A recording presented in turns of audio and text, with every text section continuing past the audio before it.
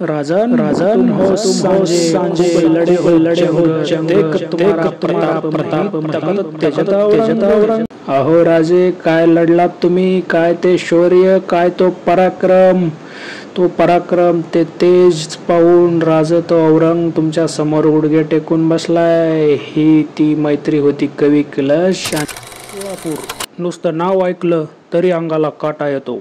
इथंच माझ्या शंभू राजानं बलिदान दिलंय या मावळ्यांच्या स्वराज्यासाठी, या मातीसाठी, इथल्या आई बहिणीच्या रक्षणासाठी, इथल्या गडकोटांसाठी। एकदा या तुळापूरला भेट देऊन बघा, अनुभवा माझा राजा कसा जगला असेल, कसे हाल सोसले असेल। अरे चालताना थोडी ठेच जरी लागली तरी आम्ही जीवाच्या आकांताने ओरडतो। इथं माझ्या राजाचं उभं अंग सोललंय, काय वेदना असतील त्या।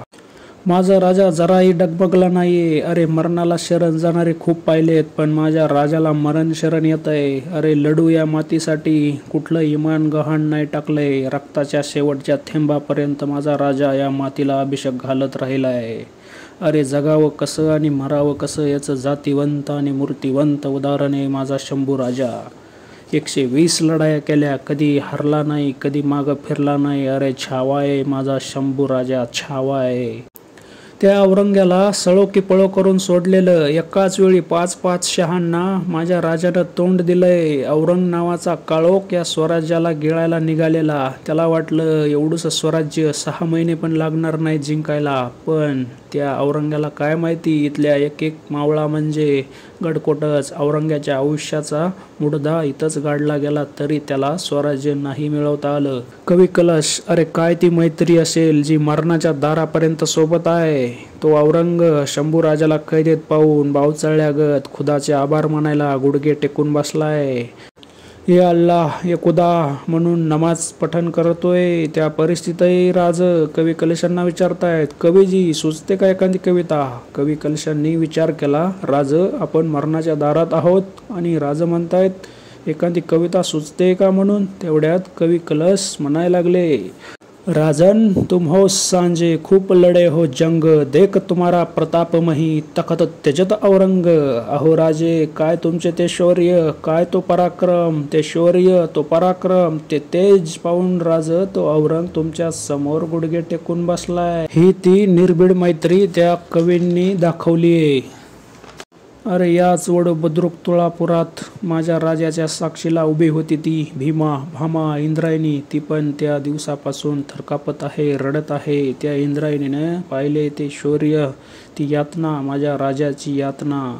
अरे आयुष्यात जेव्हा जेव्हा संकट येतील तेव्हा तेव्हा माझ्या राजाचा इतिहास आठवा। शंभू राजे लढले ते तुम्हा आम्हासाठी, या स्वराज्यासाठी। ज्या राजानं वयाच्या 16व्या वर्षी 3 ग्रंथ लिहिलेत, बुधभूषण सारखे ग्रंथ लिहिलेत। अरे काय असेल ते विद्वत्ता, 1 नाही 2 नाही तब्बल 10-12 भाषा बोलतायत राजे। इंग्रजांना इंग्रजी बोलतायत, फ्रेंचांना फ्रेंच बोलतायत, पारशी बोलतायत, उर्दू बोलतायत। अरे किती विद्वत्ता असेल ती। जशी लेखणी तशीच तलवारबाजी, ती सर्वोत्तमच माझ्या राजाची।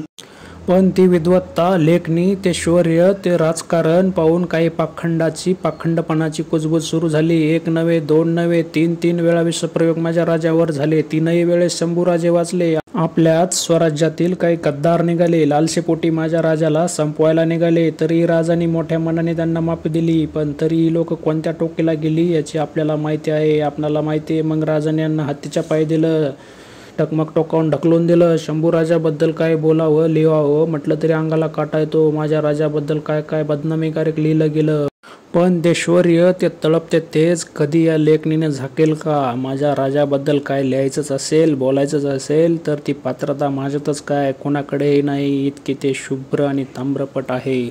एवढेच बोलून मी माझे मनोगत थांबवतो। जय शंभूराजे।